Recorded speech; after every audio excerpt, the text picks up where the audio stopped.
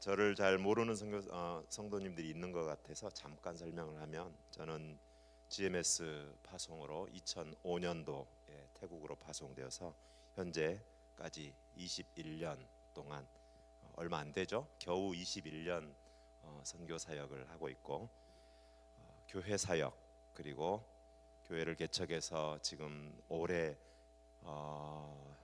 18년째네요. 올해가 18년째고, 또 디모데 센터를 세워서 팀 사역으로 태국 전체 교회를 향하여서 교사를 깨우고 목사님들을 깨우고 해서 어린이 주일학교를 태국에서도 반드시 해야 합니다라고 가르치고 다니는 사역을 하고 있는 중입니다. 신판호 선교사이고요. 이번에 또 잠깐 나올 일이 있어서 나오게 됐는데, 여기 우리 좋은 교회 함께 섬기게 되어서 감사합니다. 말씀을 잠깐 보겠습니다. 갈라디아서 6장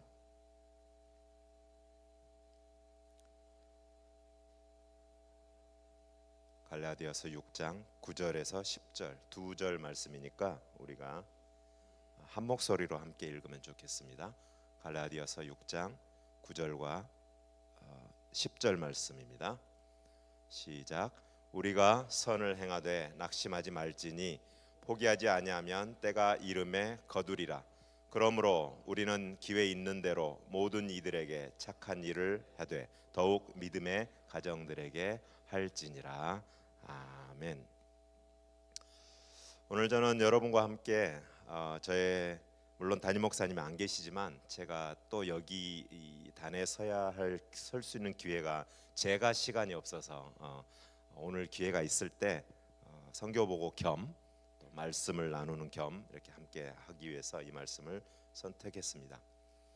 여러분, 1년이면 너무 길겠네요. 지난 한 달 몇 번 정도 후회, 절망, 낙심 이런 거 해보셨어요? 지난 한 달만 생각해 보면 아마 최소한 한 번, 두 번 이상은 있었을 겁니다. 살다 보면 즐거워할 일도 있지만 낙심할 일도 많은 것 같아요. 또 무엇인가 잘못해서 어떤 일이 일어나면 상관이 없는데, 이해라도 되는데, 믿음 생활을 한다고 했는데 최선을 다해서 믿음대로 했다고 했는데 결과에 있어서 별로 좋지 않은 결과가 나타나고, 또 착한 일을 했다고 했는데 결과가 낙심할 결과가 나오는 경우들을 종종 만납니다. 이럴 때 우리의 감정은 억울함, 또 화남, 무기력함, 거기에 조금 더 적극적이면 이럴 바에 내가 뭐하러 예수를 믿어 하면서 탈선을 하고 싶은 욕망까지 생기곤 합니다. 성경을 보면 믿음의 선진이시던 사람들도 역시 마찬가지였습니다. 다윗을 한번 봅시다. 다윗을 보면 골리앗을 물리쳤을 때 쉽지 않았죠. 그가 기대하는 바가 무엇이었을까요? 훈장을 받고 상을 받고 칭찬을 받는 것이 당연할 것입니다. 그런데 실제 다윗이 당한 일은 사울에게 죽임을 당할 뻔했고, 죽지 않으려고 도망 다니는 일이 그의 일이었습니다. 이때 다윗의 마음이 어떠했을까요? 당황스러웠을 겁니다. 세옹지마라는 말이 딱 맞죠. 좋은 일을 했는데 돌아오는 것은 별로 좋지 않은 결과. 요셉은 어떻습니까? 요셉은 솔직히 나는 왜 이런 고난을 당해야 되지? 제일 억울한 게 요셉 아닐까 싶습니다. 형들에게 인신매매를 당하다니. 뒤에 창세기를 자세히 읽어보면 요셉이 싹싹 빌었어요. 형님들 제발 이러지 마세요. 살려만 주세요. 저를 이렇게까지 하실 일은 아니잖아요. 앞으로 형님들 말 잘 들을게요. 싹싹 빌었지만 그들은 요셉을 애굽으로 팔았습니다. 당시 노예로 끌려가는 것은 그렇게 녹록한 일이 아니었습니다. 그럼에도 불구하고 최선을 다 했는데, 또 한 번 인간의 어떤 유혹을 잘 참고 물리쳤는데도 불구하고, 하나님 앞에 정직하려고 애썼음에도 불구하고 요셉은 다시 감옥에 갇히게 됩니다.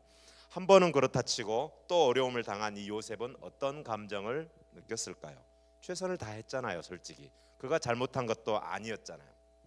야곱은 어떨까요? 야곱은 스스로 내 인생에 살아온 날만큼 인생의 험악한 세월을 살았다고 고백했습니다. 물론 야곱의 행위를 보면 야곱은 좀 얍삽한 일들을 통해서 자업자득인 면도 없지 않아 있습니다. 그래도 본인은 그게 그렇게 큰 잘못이라고 생각하지 않을 수도 있습니다. 팥죽 좀 형님한테 주고 내가 장자권을 가져온 게 그렇게 큰 일인가 싶을 수도 있고요. 양털 좀 붙이고 아버지 속여서 내가 축복 기도 받은 게 그렇게 어려운 일인가 싶을 수도 있고요. 다른 나라로 그 일 때문에 도망가서 살아야 되는 어려운 일이 당할 때, 이때 야곱은 어떤 생각을 했을까요? 아마 아까 말씀드렸던 억울함, 화남, 무기력함이 다가왔을 것입니다. 성경의 인물들도 누구나 무기력하고 억울하고 또 낙심이 됩니다. 여기 서 있는 21년 살아간 선교사는 어떨까요? 21년 동안 몇 번이나 억울함이 있었을 것 같습니까? 제 얼굴을 보면은 억울하게 생겼습니까? 안 억울하게 생겼습니까?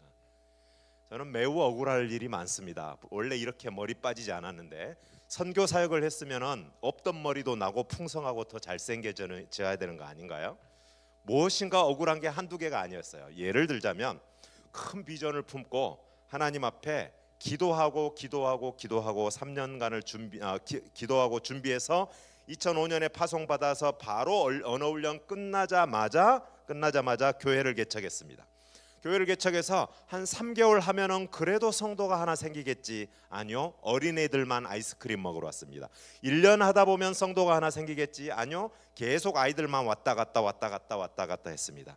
3년을 열심히 정말 목숨을 걸고 열심히 했는데 어른 성도 하나 보지 못하고 어린이들만 아이스크림 먹으러 왔다 갔다 할 때, 이때 여러분들이라면, 저 같으면 어떤 기분을 느꼈을 것 같아요? 와, 어렵다 수준? 아니요, 집에 가고 싶었습니다. 절망스러웠습니다. 솔직히 절망스러웠어요. 물론 지금 생각해 보면 당연한 결과입니다.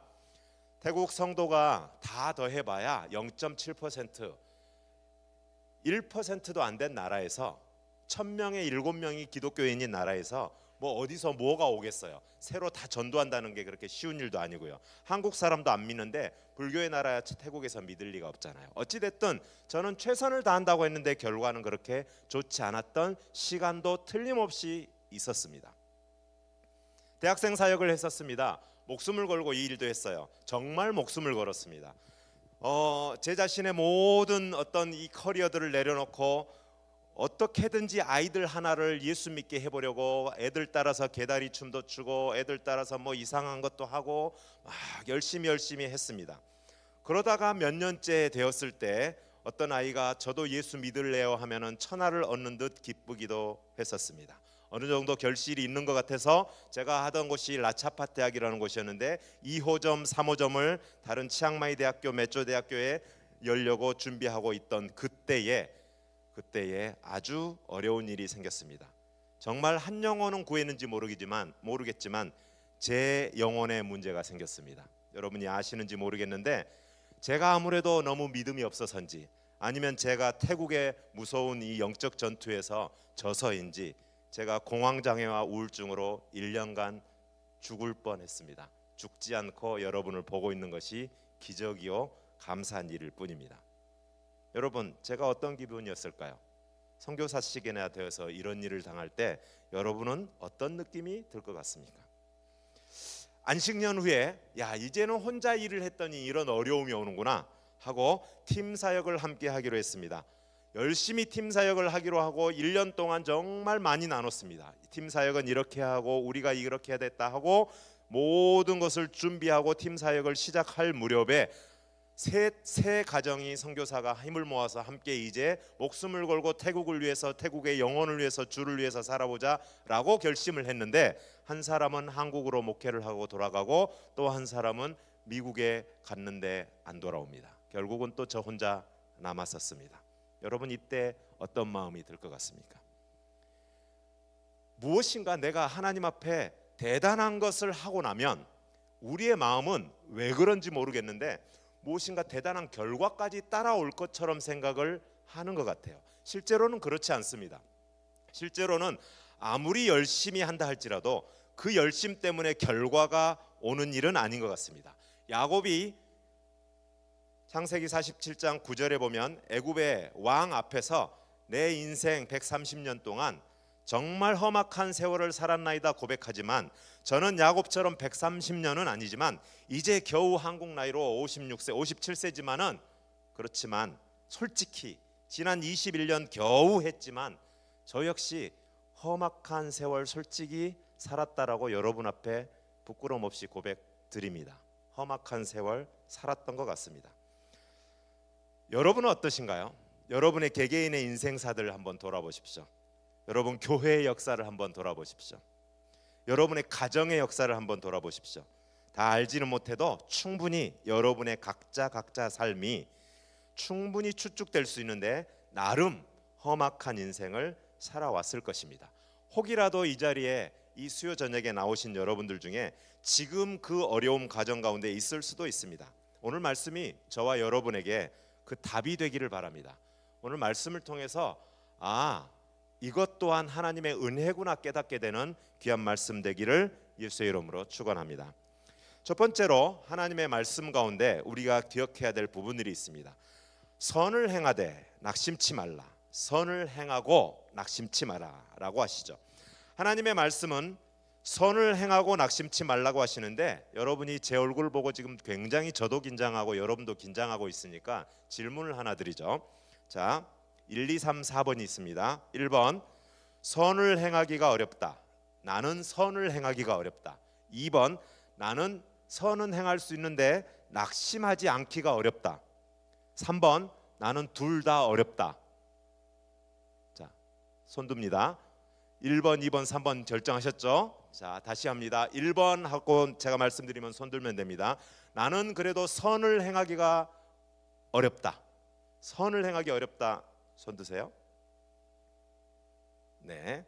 2번 낙심하지 않기가 더 어려울 것 같다. 손 드세요. 네, 감사합니다. 3번 둘 다 나는 안 될 것 같다. 손 드세요. 네. 4번이 궁금해서 아직 안 든 사람 있죠? 나는 죽어도 손 안 들란다. 손 드세요. 네. 여러분 둘 다가 이게 쉬운 일이 아니에요. 그러면 낙심하는 이유는 뭘까요?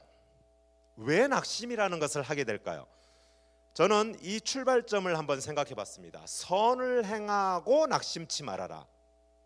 여기에서부터 문제가 있습니다. 우리의 머리는 하나님의 말씀은 틀림이 없는데 선을 행함이라는 단어 안에 내가 생각하는 어떤 결과를 염두에 두고 그것이 되어야 한다는 믿음, 잘못된 믿음이죠. 잘못된 기대에서 출발하기 때문에 문제가 생기는 것입니다. 태국말에 탐디폰디라는 말이 있습니다. 탐디폰디가 무엇이냐면은 고진감래예요. 좋은 일 하면 좋은 열매 맺힌다. 콩 심은 데 콩 난다. 뭐 대충 이런 말입니다. 그런데 실제 여러분 우리 인생을 보십시오.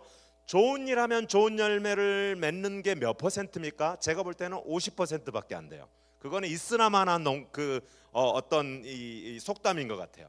좋은 일을 했는데 좋은 결과 나오지 않은 게 50% 이상은 되더라고요. 그렇지 않습니까? 속담은 멋있는데 실제 우리 삶이 그렇지 않더냐는 거예요. 어느 정도 인정이 되지만 우리 인생에 그게 적용이 되지 않습니다. 혹시 다른 경전, 다른 종교에서는 어떻게 가르치는지 모르겠지만 하나님의 말씀인 성경에서는 좋은 일 한다 하면 좋은 일을 준다라는 말씀은 어디에도 없습니다. 여기서 우리가 짚고 넘어가야 할 것이 있습니다. 선을 행함이라고 할 때 선의 개념입니다. 여러분이 생각하실 때 선이 무엇입니까? 아마 많은 분들이 이 정도가 선이라고 생각할 거예요. 길고양이가 불쌍해서 입양하기 뭐 이런 거 요즘 유튜브에 많이 나오더라고요. 그게 선이지요. 선이기는 뭐 길고양이를 때리고 패는 것보다야 좋은 일이죠. 그러나 과연 이것이 성경이 말하고 있는 선을 행하되 낙심치 말라 할 때 선이냐는 거죠. 노숙자들에게 동전을 드리려다가 1,000원짜리 드리기 뭐 나름, 더 나아가서 친구에게 어렵지만 먼저 사과하기 포함될까요? 여러분 우리 머릿속에서 겨우 생각해낸 선은 이 정도입니다. 그러나 성경이 말하는 선이 무엇인지 아십니까? 여러분 요즘에 너무너무 똑똑한 기계들이 많아요. 여러분이 잘 모르겠으면 아예 컴퓨터에 이제 쳐서 GPT에 치든지 아니면은 뭐 AI에 치든지 성경이 말하는 선이라는 게 도대체 뭔지 물어보세요. 목사님보다 똑똑할 때가 많아요. 물론 틀릴 때도 많지만, 여러분, 선이라고 하는 것은, 성경이 말하는 선이라고 하는 것은 하나님의 성품에서 출발하고요, 착한 마음 이 수준이 아닙니다. 하나님과 동행할 때 자연적으로 맺어지는 열매를 하나님의 선이라고 표현합니다. 그래서 갈라디아서의 성령의 열매 가운데 양선이라는 열매가 있습니다. 선은 성령과 동행할 때, 성령으로 말미암아 하나님과 동행할 때 자연적으로 맺어지는 것이 바로 선입니다. 그러므로 선을 행하되 낙심치 말아라는 말은, 다시 바꿔 말하면 제대로 선을 행했다면, 하나님과 동행함으로 나타난 선이라면 결코 낭망할 리가 없는 일입니다. 그러므로 우리가 선을 행하고 낙심하는 이유는 근본적으로 나의 의도를 살펴봐야 하는 일임을 명심하시기 바랍니다. 또 하나는 선에 대한 잘못된 개념과 함께 우리의 조급함이 하나님의 선을 자주 오해하게 합니다. 여러분, 우리가 낙심하는 이유는 의외로 간단합니다. 그리고 이것은 아주 오래된 역사를 가지고 있습니다. 에덴 동산에서도 있었고요, 노아의 홍수 때도 있었고요, 예수님의 제자들에게도 있었습니다. 그것은 단 한 단어입니다. 조급함이에요. 조급함. 그냥 내가 순식간에 버튼 하나 눌러서 이 순간 이 상황을 통제하려고 하는 욕구, 그냥 하나님이 자꾸 기다리게 만드는 게 너무 귀찮은 거예요. 내 마음대로 달라고 할 때 딱 누르면 나와야 되는데 이것이 힘들기 때문에 상황을 즉각적으로 통제하려는 욕구가 종교를 만들어 왔고, 이러한 욕구가 무당을 만들어 왔고, 이러한 욕구가 인간에게 잘못된 선을 만들어 왔습니다. 심지어 기독교인들이 이 열심을 가지고 기도를 하면서도 하나님을 컨트롤하려고 시도합니다. 무슨 말인지 조금 생각하셔야 됩니다. 내가 40일씩이나 빠지지 않고 특세를 나왔는데 왜 응답을 안 하시는 거예요?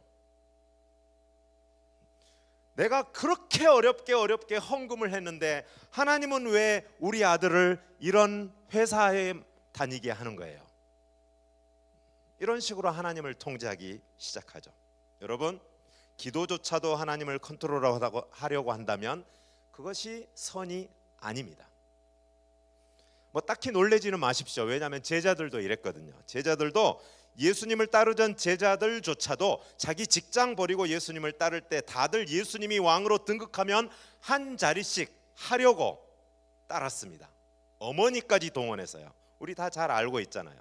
사실 우리 인간은, 저를 포함해서요, 그분의 뜻이 자꾸 우리 허락도 없이 내 삶에 끼어들어서 이렇게 저렇게 데리고 다니는 거 싫습니다. 여러분, 저는 즐겁게 할렐루야 아멘하고 선교사 갔을 것 같으세요? 천만의 말씀. 저는 여러분이 오늘 수요일이다 만세 하고 이 자리에 나왔다고 절대 믿지 않습니다. 여러분과 저는 그런 존재가 아니에요.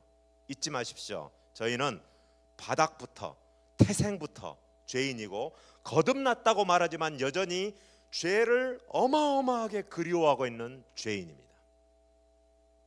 그러므로 우리가 낙심할 때, 낙심 가운데 처할 때 가장 먼저 해야 할 것은 나의 머릿속에 선함이라고 생각하는 것, 이것 정도는 하나님이 좋게 보아주시겠지라고 하는 그 선함의 것들을 나의 깊이 의도와 나의 열심의 의도와 나의 기도의 의도와 나의 신앙생활의 의도와 오늘 저녁 이 밤에 내가 여기 서 있는 의도와 여러분이 거기 앉아 있는 의도를 살펴보아야만, 자주 그 일을 할 수 있어야만 내가 조금이라도 덜 실망하게 됩니다. 왜냐하면 하나님의 선은 성령으로 말미암아 이루어지는 열매이기 때문입니다. 자, 그럼 넘어가 봅시다. 그러면 하나님의 선을 내가 행해지고 내 안에 하나님의 선의 열매가 나타날 때는 낙심보다는 기다릴 수 있겠구나를 자연적으로 알게 되죠. 자, 더 나가 봅니다. 그러면 피곤해하지 말자. 여기 말씀에 나오니까요. 우리가 선을 행하되 낙심하지 말지니 포기하지 아니하면 때가 이름에 거두리라. 낙심하지 말지니 피곤해하지 말아라 라고 말씀하는데, 이 말씀도 저는 조금 어려워요. 피곤하고 싶은 사람이 어디 있어요? 낙심하고 싶은 사람이 어디 있어요? 낙심이 되잖아요. 그냥 피곤하잖아요. 근데 왜 피곤하지 않으면 거두리라, 혹은 여기에는 낙심하지 않으면 거두리라. 제가 지금 태국어 성경 봤다가 이렇게 한국어 봤다니까 단어가 헷갈리는데, 낙심하지 말아라는 말을 태국어로는 피곤하지 않으면이라고 되어 있습니다. 피곤치 않으면. 우리나라 성경에도 그렇게 예전에 되어 있었던 것 같아요. 피곤치 않으면 거두리라. 피곤치 않으면, 나 피곤하기 싫은데, 이게 어떻게 된 걸까요? 다른 성경들, 영어 성경, 태국어 성경, 원어 성경까지 좀 찾아봤습니다. 조금 편하게 번역을 해보죠. 나약해지지만 않으면 이라고 번역되어 있습니다. 후회하지만 않으면 이라고 번역되어 있습니다. 다시 정리합니다. 선을 행하되, 하나님과 동행함으로 일어나는 선이라는 열매를 우리가 하나씩 하나씩 행할 때에 우리가 낙심하지 않아도 되는데, 그리고 후회하지 않고 나약해지지만 않고 기다릴 수만 있다면 하나님의 때에 이루리라 라는 말씀입니다. 여러분, 하나님이 행하시는 일은요, 기다려집니다. 믿습니까? 내가 뭘 이루어버릴 일은요, 조금 더 기다려야 됩니다. 이거는 성경 말씀이 아니고 경험에서 나온 말입니다. 무슨 말인지 아는 분들이 계실 거예요.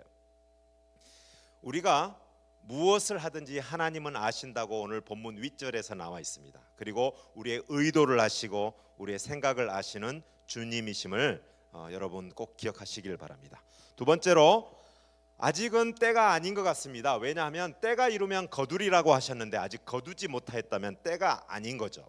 조급함과 통제 욕구 때문에 낙심도 하고 피곤도 함을 보았습니다. 그러면 한 가지만 더 해결하면 됩니다. 그것은 하나님의 때가 언제냐만 알면 되는 거죠. 하나님이 성령과 동행만 하면, 그 동행함으로 어떤 일을 하고자 하실 때 내가 순종함으로 하나님과 그 일을 하면 피곤하지만 않으면 때가 되면 거둔다는데, 그럼 때가 언제냐는 거예요. 때가, 그때 다행인지 불행인지는 모르겠는데 하나님의 때는 아무도 모릅니다. 다행입니까? 불행입니까? 아무 생각 없으셔서 지금 질문한 겁니다. 다행입니까? 불행입니까? 하나님의 때를 아무도 몰라요. 다행이에요? 불행이에요? 어렵죠. 갑자기 긴장하고 있습니다. 나 다 아는데 나만 모르면은 다행이에요? 불행이에요? 불행이죠. 다 아는데 나만 모르잖아요. 바보잖아요. 그런데 다행히 다 모른다고요. 심지어 예수님도 그때를 몰라요. 그러면 다행이에요? 불행이에요? 다행이죠. 모르는 거예요. 원래 모르는 겁니다. 원래 모르는 거니까 때를 알지 못하는 것에 대해서 스트레스 받지 마세요. 어차피 수능고사를 쳐도 다 틀리는 답이에요. 답이 없어요. 찍어도 못 맞을 답이에요. 이것은. 자, 그렇다면 답이 없나? 아니죠. 답이 없는 것이 아니고 분명한 답은 있습니다. 그 답이 뭐냐면은, 첫 번째, 하나님의 때는 절대 늦지 않습니다. 두 번째, 하나님의 때는 절대 빠르지도 않습니다. 세 번째, 하나님의 때는 순서도 안 바뀐다고 저는 믿습니다. 자, 이것을 제가 증명을 해드릴게요. 지난 4월 9일 제가 태국의 우던탄이라는 지역으로 장거리 출장을 갔습니다. 운전을 해서 10시간을 가야 하는 거리입니다. 저희가 비행기를 타고 다니면은 좋은데 어떨 때는 공항이 없는 도시에서 세미나를 합니다. 그러나 태국 교회가 요청하기 때문에 태국 교회가 한 교사들 30명을 모아놓고 저희들 훈련시켜 주세요 하면은 저희가 다 싸들고 바리바리 싸들고 갑니다. 그래서 새벽 6시에 일어나서 부지런히 운전을 하고 갔습니다. 8시쯤 되었어요. 배고프잖아요. 6시에 나왔으니까. 그래서 휴게실에서 잠깐 화장실 갔다 오고 옆에서 호떡 비슷한 것도 보이고 찐빵 비슷한 것도 보이고 제가 좋아하는 단팥 들어가는 찐빵이 보여서 나눠서 하나 사서 아내하고 나눠 먹고 바로 타기로 했는데 그거 하나 사서 나눠 먹고 다시 차를 탔어요. 자, 그리고 한 30분을 더 갔습니다. 더 30분을 더 갔는데 여러분들 뉴스로 보셔서 아실 수도 있는데 태국은 산에다 불을 태워요. 저희가 가는 길도 길이 험악하긴 하지만 그래도 길이 잘 돼 있습니다. 아스팔트로. 열심히 달려가고 있는데 언덕길 근처에 왔을 때 산에 불이 타고 있는데 야, 아직도 불을 태우는 사람들이 있네 하면서 열심히 운전을 하고 가고 있었어요. 그런데 갑자기 내 눈앞에, 바로 눈앞에 큰 나무가 쾅 하고 쓰러지는 겁니다. 바로 눈앞에서요. 내가 1초만 빨리 갔으면, 찐빵 안 사 먹고 그냥 왔으면 바로 즉사입니다. 나무가 작은 나무가 아니었어요. 이게 무슨 일이야 하고 깜짝 놀랄 만큼 앞차도 없고 우리 차가 바로 앞이었어요. 내 앞에서 쾅 하고 쓰러지는데 우리 차선 맞고 반대 차선 맞고 양쪽 차선을 꽉 막아버리는 그 큰 나무가 쓰러졌는데, 머릿속에 이런 생각이 듭니다. 만일에 내가 1초만 더 빨리 갔으면 머리가 갑자기 깨꼬닥 하고 이렇게 꺾였겠다. 이 상상이 되는 거예요. 왜냐하면 나무가 갑자기 쾅 쓰러졌으니까요. 와, 하나님 감사합니다 라고 나가서 열심히 나무를 치워보려고 애를 썼습니다. 문제는 또 있었어요. 이게 뒷차들이 차근차근 와서 이게 무슨 일인가 하고 같이 도와주는데 꿈쩍을 안 하는 거예요. 나무가 그렇게 움직여지는 나무가 아니었습니다. 하나님 살려주셔서 감사하는데, 근데 하나 더 필요해요. 나 지금 10시간이나, 지금 2시간 왔고 8시간이나 더 가야 그 사람들 나 기다리고 있고 세미나를 해야 되는데, 하나님 어떻게 하면 좋아요? 걱정되겠어요? 안 되겠어요? 당연히 되죠. 기다리고 있는 사람들이 있잖아요. 차를 버리고 돌아갈 수도 없고, 그렇다고 이제 와서 다시 치앙마이로 돌아가서 비행기 타고 갈 수도 없는 상황이었습니다. 이때요, 차가 이렇게 길이 넘어가고 건너편에서도 차들이 넘어오기 시작했습니다. 건너편에서도요 넘어오는데요, 할렐루야, 저는 두 번째 기적이 더 기적 같아요. 언덕에서 차들이 줄줄줄 넘어오는데 첫 번째 차가 크레인이 넘어와요. 이게 뭔 일이야? 누가 불렀지? 부를 리가 없죠. 지금 막 사고 났는데. 그런데 만일에 크레인이 첫 번째 차가 아니고 한 4번째, 5번째 차였으면 크레인은 뭔 일인지도 모르고 저쪽 언덕 반대편에서 기다리고, 차가 밀려 있으니까 기다리고 있었어야 됩니다. 그런데 제일 먼저 올라오는 차가 크레인이었다니까요. 별로 안 놀랍죠? 여러분 눈으로 안 봐서. 여러분, 제가 드리고 싶은 말씀이 뭔지 알겠어요? 이건 뭐 멀리 갈 일도 아니고 4월 9일 날 일어난 일이에요. 1초도 빨라서는 안 되고 1초도 느려서는 안 되고 순서도 뒤바뀌어서는 안 되고, 하나님의 때는 바로 그때에 정확하게 일어나십니다. 우리의 기분이 늦는 것 같은 거예요. 여러분, 제가 호빵 안 사 먹었으면 어쩔 뻔했어요. 왜 그때 호빵을 먹고 싶게 하셨을까? 너무 신기해요. 지금도 여러분 못 볼 뻔했습니다. 반드시 정확히 아시는 그분의 그 시간에 응답되어야 함을 믿습니다. 그렇다면 이런 생각이 들죠. 저같이 삐딱선을 좋아하는 사람은, 그래? 그럼 다 하나님 뜻대로 되는 거야? 나는 뭐야 그럼? 그러면 자빠져 놀면 되겠네. 하나님 알아서 하세요. 뭐 하시든가 말든가, 내가 하든지 뭐 선을 행해도 뭐 내가 하고 싶은 거 해봐야 열매도 없다면서요. 알아서 하세요라고 여러분 생각하실 수도 있을 것 같아요. 저처럼. 한국 사람은 모 아니면 뭐예요? 도. 왜 개 걸은 싫어해요? 이 사람들이 이상해요. 내가 죽으라고 하는 거 아니면은 안 하는 게 낫다라는 생각, 이상한 생각을 하는데, 여러분 하나님 앞에서도 그런 면이 있습니다. 내가 어차피 해봐야 하나님 마음대로 할 거면 내가 뭐하러 해? 이런 생각이 드는 거죠. 그러나 이것은 큰 오류입니다. 만일에 그렇게 하면 운명론, 팔자론이 됩니다. 하나님은 결코 그것을 원하시는 분이 아닙니다. 아무것도 하지 말라는 말이 아니에요. 하나님은 분명하게 우리에게 하나님의 때를 아는 사람은 없지만, 하나님의 때가 되면 너무도 분명하게 하나님의 뜻을 알려주시는 분입니다. 다시 말씀드립니다. 하나님의 때를 아는 사람은 없지만 하나님의 때가 되면 하나님의 때임을 너무도 분명하게 알려주시는 분이 하나님이십니다. 사람들은 그러니까 그때가 언제냐고요? 라고 묻는데, 그것을 알려고 하지 마시고 오늘이 하나님의 때인지 들으려고 하셔야 되는 거예요. 지금 하나님이 나에게 말씀하시는지를 들으셔야 하는 거예요. 우리가 뭐 무당입니까? 예수님도 모르는 때를 알려고 하게요? 작년 12월에 경험한 또 한 가지의 이야기를 나눕니다. 2011년 처음으로 태국 사람 하나가 예수를 믿고 돌아왔어요. 기적 중에 기적입니다. 평생 그때 아주머니가 54였던 걸로 기억합니다. 54살 할머니가, 54세 된 할머니는 아니었죠. 그 당시 아주머니가 처음으로 버벅거리며, 그때는 제가 태국말도 잘 명확하게 하지 못했어요. 지금이야 강의도 하고 설교도 하고 하지만 그 당시는 버벅거리면서 이상하게 말할 때인데, 이 복음을 듣고, 저의 버벅거리는 복음을 듣고 변해서 예수를 믿었다니까요. 2011년도에 이분이 매니파라는 분이고, 그분의 남편이 있습니다. 그때부터 올해까지 제가 얼마나 그 남편에게 당신도 예수 믿읍시다, 당신도 같이 예수 믿읍시다 얼마나 많이 했게요. 이분은 포분추라는 사람인데, 이분은 공군 대령 예편하신 분입니다.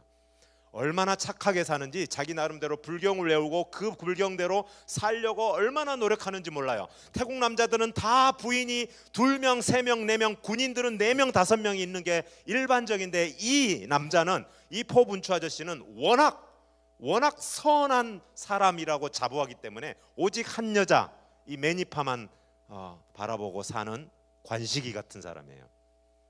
관식이 모르시는구나. 기도만 하시는 교회니까. 이분이 제가 적어도 10번 이상 전도했는데, 속된 말로 씨알이 안 먹혀요.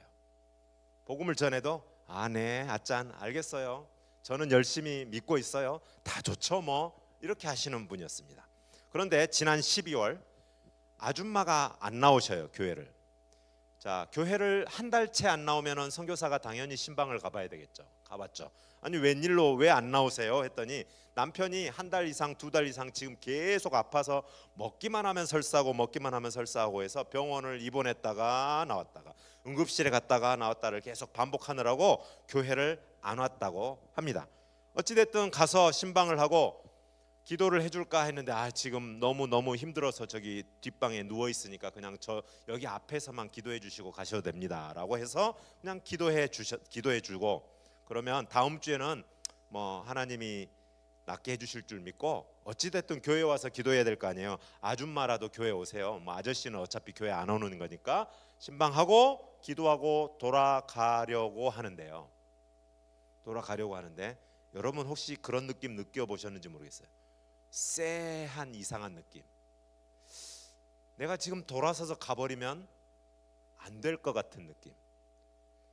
내가 돌아서서 그냥 집에 갔는데 아저씨 돌아가셨다 소리를 들으면 엄청 후회할 것 같은 느낌. 이 느낌 뭐지? 하면서 뭔가 익숙하면서 이 느낌 뭐지? 하고 말씀드렸어요. 니파 주머니, 그건 그렇고 아저씨 힘들어도 제가 얼굴 보고 좀 인사라도 드리고 갈게요 했더니, 예, 괜찮아요, 아짠 오늘 힘드신데 그냥 집에 가셔도 됩니다 라고 말씀하셨어요. 다행히 아줌마가 그렇게 말해주면 저는 알리바이가 생기잖아요. 그러면 뭐 집에 가도 되죠. 그런데 마음이 허락지 않아요. 그냥 갔어요. 뒷방으로 그냥 갔습니다. 갔더니 말 그대로 이렇게 누워서 거의 그냥 180도 이렇게 누워서 TV 켜놓고 골프 방송 보고 있더라고요. 이렇게 누워서 골프 방송 보고 있는데, 제가 안녕하세요, 태국은 이렇게 와이 하면서 인사하니까 안녕하세요 인사를 드렸습니다. 인사를 드렸더니 왔어요? 이렇게 대답했습니다. 많이 아프시다면서요? 네, 좀 아팠습니다.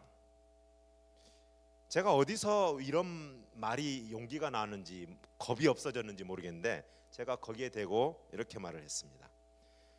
아저씨, 지난 84년간 부처님하고 열심히 사시는 것 제가 더 잘 압니다. 내가 제안 하나 할게요.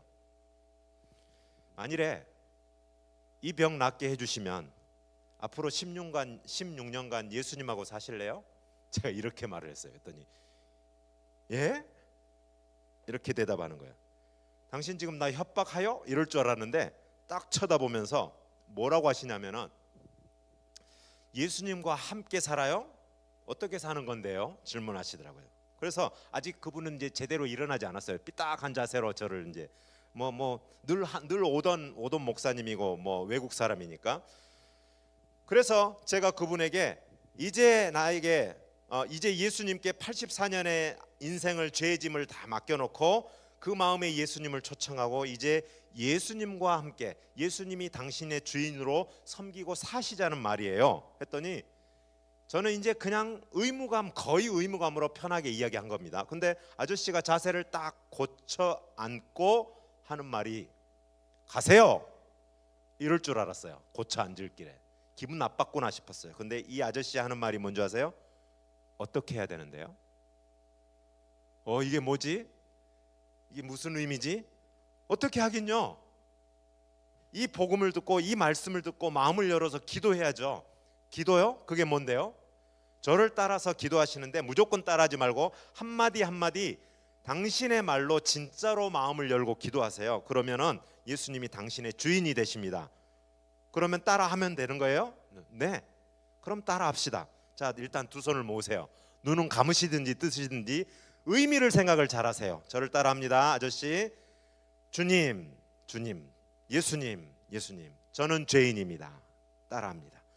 84년 최선 다해봤는데 아직도 저는 인생이 짐이 무겁습니다. 따라합니다. 이제부터 예수님을 주인으로 섬기겠습니다. 따라합니다. 가능하면 나를 받아주시고 내 안에 들어와셔서 주인 되어주세요. 따라합니다. 아멘. 따라합니다. 여러분, 그 후에 무슨 일이 벌어졌을까요? 정말 그대로 표현할게요. 앉아있던 아저씨가 벌떡 일어나더니 이러시는 거예요. 난 무슨 일 난 줄 알았어요. 한숨을 푹 쉬더니 가슴에서 뭔가 무거운 게 확 사라졌대요. 84년 만에도 예수를 믿더라고요. 와우. 예수님이 마음에 오신 건가요? 왜 갑자기 힘이 나죠? 아픈 거 없어진 것 같아요.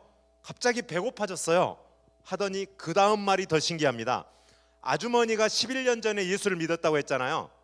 아주머니를 향해서 딱 돌아보면서 하는 말이 있었습니다. 당신 왜 11년 동안 나한테 이 말을 안 했어? 복음을 전해보신 분은 이 소리 자주 듣습니다.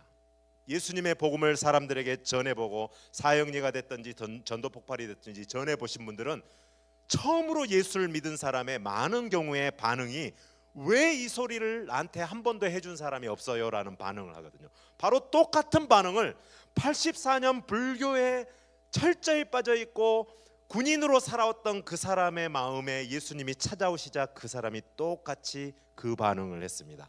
할렐루야. 제 아내가 그 자리에 함께 있었는데 집에 돌아와서 저 아저씨 진짜 믿은 거 맞을까? 나 아직도 안 믿어져 라고 말했습니다. 저도 그럴 정도였어요. 여러분, 이 아저씨가 12월 9일 예수를 믿었는데요. 제가 일부러 날짜도 적었어요. 12월 9일 놀라운 날이니까. 12월 21일 전도 초청 잔치를 해서 동네 사람들을 모아놨는데 아저씨가 간증을 했습니다. 여러분, 나 누군지 알죠? 나 이제 예수 믿습니다. 여러분, 예수 믿으면 어떻게 되는 줄 아세요? 하는데 똑같이 일어나서 아짠, 이 마이크 좀 들고 있어 보세요. 딱 마이크를 저한테 주고 이렇게 하면서 이렇게 예수를 믿게 됐습니다. 여러분도 한번 믿어보세요. 간증을 불과 2주 후에 사람들 앞에서 했습니다. 그리고 이분이 세례를 며칠 전, 얼마 전 지난 4월에 받았습니다. 여러분, 제가 지금 무슨 이야기 하고 있는지 아세요? 하나님이 하나님의 때를 놓치지 않고 하나님의 일을 이루어 가시기 때문에 우리는 아무것도 하지 않아도 되느냐?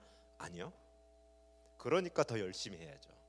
하나님은 하나님의 때를 말씀해 주시고요, 하나님의 음성을 통해서, 하나님의 그 성령의 부딪힘을 통해서, 우리의 만지심을 통해서, 우리를 만지심을 통해서 무엇을 해야 할지 늘 말씀해 주고 계십니다. 그러므로 때를 언제일까 고민하지 마시고 지금 하나님이 나에게 무엇을 원하는지 들으려고 애를 쓰셔야 돼요. 요한복음 여러분 기억하시잖아요. 양은 목자의 음성을 알고 목자는 양의 음성을 아는 겁니다. 당연히 예수님은 우리의 음성을 알겠죠. 우리는 목자의 음성을 알아야죠.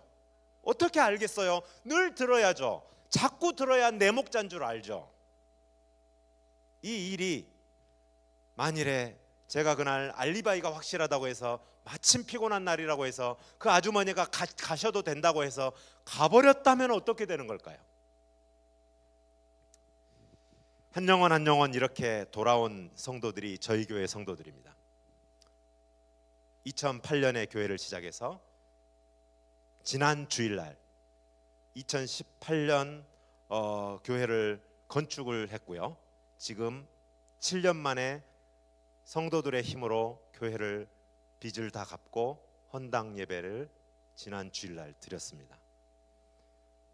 제 말이 그냥 말로만 하면 재미없으니까 잠깐 5분 동안 이렇게 교회가 세워졌구나, 처음에는 어린이들만 있었구나, 하나님의 일은 결코 멈춰지지 않는구나, 잠깐 한 5분 동안 동영상을 보시도록 하겠습니다.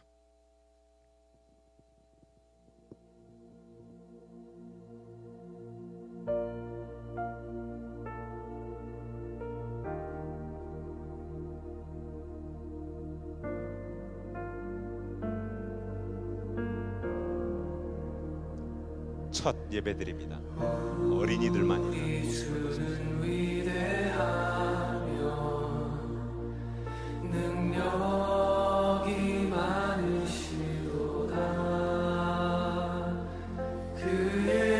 이 아이들 중에는 저희 아이들도 있습니다. 지금은 다 컸지만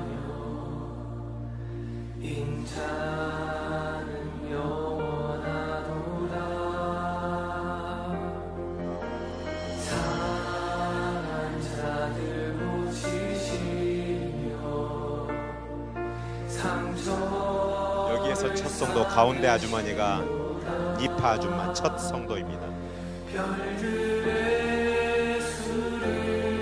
집안에서 빼낸 우상들이고요, 버린 우상들입니다.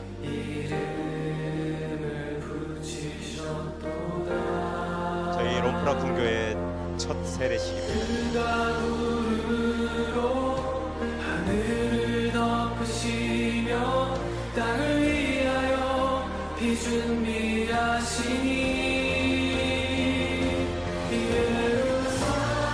교회를 월세로 살고 있었는데 쫓겨나서 다른 곳으로 이렇게 더 협소한 곳으로 옮기게 됐습니다. 그렇지만 교회는 지속됐습니다.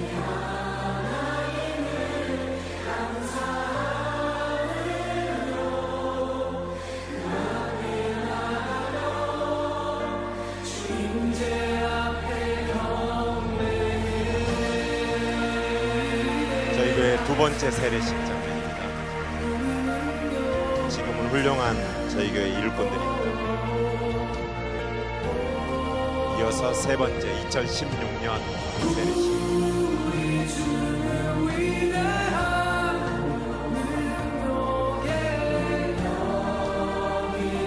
애기들 귀엽죠? 저 애기들이 지금은 중고등부가 되었습니다.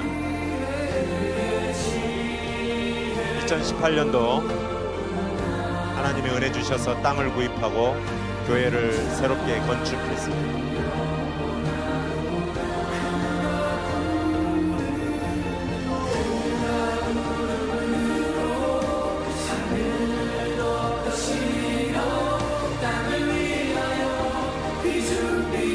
저희 교회는 어린이로부터 노인에 이르기까지 모든 세대가 있는 교회입니다.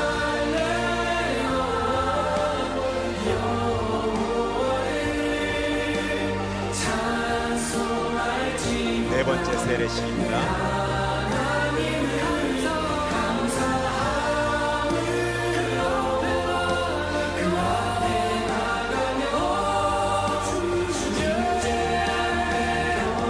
자, 해가 지날 때마다 성도들이 어떻게 성장하는지, 교회가 어떻게 성장하는지 보십시오. 2024년 그리고 올해 2025년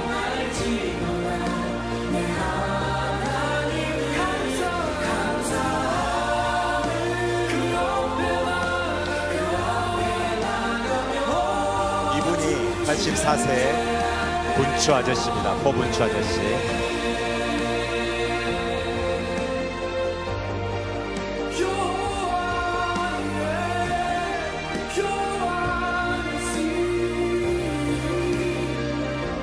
저희 교회 모토입니다.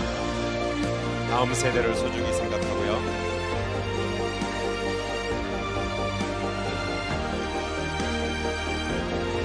청소년들입니다. 그리고 저희 교회는 예배에 목숨을 걸고 성령의 충만함이 있는 교회입니다.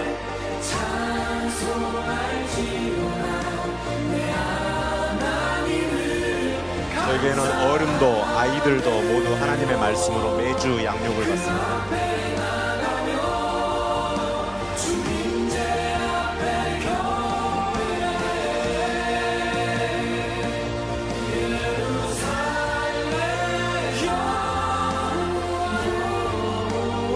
저는 항상 때를 얻든지 못 얻든지 복음을 전파하는 것을 최우선으로 동네 사람들을 끊임없이 초대하고 잔치하고 복음을 전하는 일을 하고 있습니다.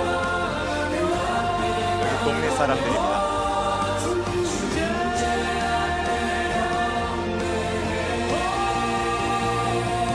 지난 4월 20일 부활절 날 롬프라쿤 교회에 빚을 다 갚고 봉헌 예배와 함께 부활절 예배를 드리고 주변의 사람들을 초청해서 함께 예배 드렸습니다.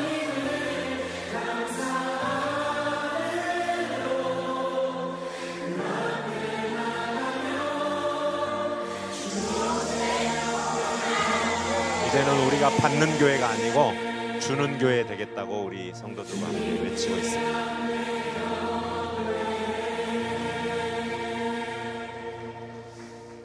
여러분은 어린이들로 시작한 교회가 지금 이렇게 되어지는 모습을 보셨습니까? 이거를 도깨비 방망이처럼 뚝딱 다음 주에 이렇게 될 수 있다고 보세요? 그러면 안 되는 거죠. 생명에 관한 일인데. 그렇죠?